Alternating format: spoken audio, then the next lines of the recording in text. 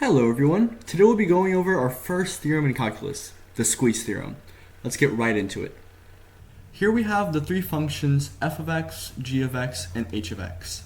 And we're given the condition that f of x is always less than or equal to g of x, which is always less than or equal to h of x. Something to realize here is that if f of x is always less than g of x, and h of x is always greater than g of x, then g of x always has to be between the two functions. If you're having a hard time visualizing that, you can look at the graph over here on the top right.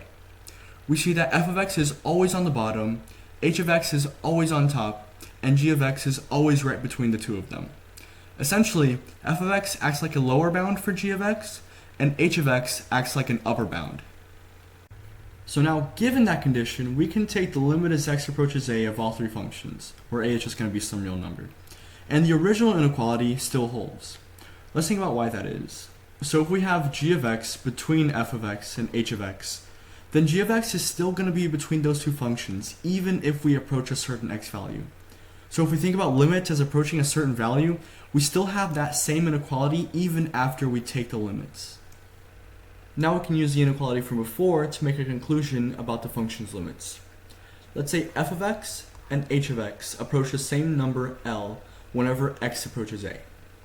We know from before that the limit as x approaches a of g of x is always between those two limits. So g of x's limit can only be equal to that same value. We're treating f of x and h of x as lower and upper bounds respectively for g of x. So if the outer bounds are equal, then the number between those two bounds has to be equal to that same value. If we look at the graph on the bottom right here, that's exactly what happens. Since f of x and h of x approach the same value and g of x is between them, then g of x effectively has to be squeezed in between the two functions, and therefore it's equal to both of the limits. That's even where the theorem's name comes from, the squeeze theorem, because g is being squeezed between the two outer limits. So here we have three functions. F of x is equal to 13 minus 3x squared, h of x is equal to x minus 4 squared plus 1, and we know a relationship between f of x, g of x, and h of x, that f of x is less than or equal to g of x, which is less than or equal to h of x. So just by being given this condition in the first place, this question is already begging us to use the squeeze theorem. And since it's asking for the limit as x approaches 1 of g of x, well, if we take the limit as x approaches 1 of f of x and h of x, well, we can use the squeeze theorem to figure out what g of x's limit should be. So let's first find out the limit as x approaches 1 of f of x will be. Well, at this point we can just directly plug in the 1 into f of x, so that turns into a 13 minus 3 times 1 squared, so that is 13 minus 3, which is just 10. So now we know that the limit as x approaches 1 of f of x is 10. So now if we try the same thing for h of x, so we take the limit as x approaches 1 of h of x, well, we can also just directly plug things in. So we get 1 minus 4 squared plus 1, then that becomes a negative 3 squared plus 1, and ultimately that is also just a 10. So since we know that the limit as x approaches 1 of f of x is equal to the limit as x approaches 1 of h of x, and both of them are equal to 10, then that necessarily means, by the squeeze theorem, that the limit as x approaches 1 of g of x is also equal to 10. Okay, so here we have the limit as x approaches infinity of sine of x over x. Like with any other limit problem, let's just directly plug in the infinity and see what happens. So we have sine of infinity divided by infinity.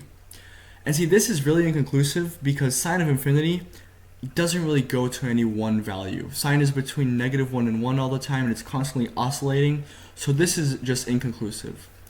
But we can use the fact that sine is between negative 1 and 1 to our advantage. So we know that sine of x is going to be between negative 1 and positive 1, right?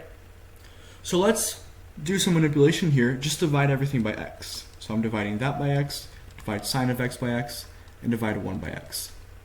And now let's take the limit, so the limit as x approaches infinity of all three. So we have the limit as x approaches infinity of sine of x over x, and we have the limit as x approaches infinity of that as well. So if we work on those limits, well, the limit as x approaches infinity of negative 1 over x, that's going to be negative 1 divided by a humongous number. So that's going to tend towards 0.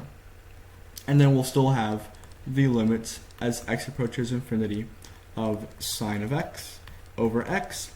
And now here on the other bound, well again, net 1, positive 1, divided by infinity is just going to be 1 divided by a humongous number. That's going to tend to 0 also. So now we see here that our two bounds on the limit as x approaches infinity of sine of x over x are 0. So that means by the squeeze theorem, this limit right here should also just be equal to 0. So that means that our original problem by the squeeze theorem is just equal to 0.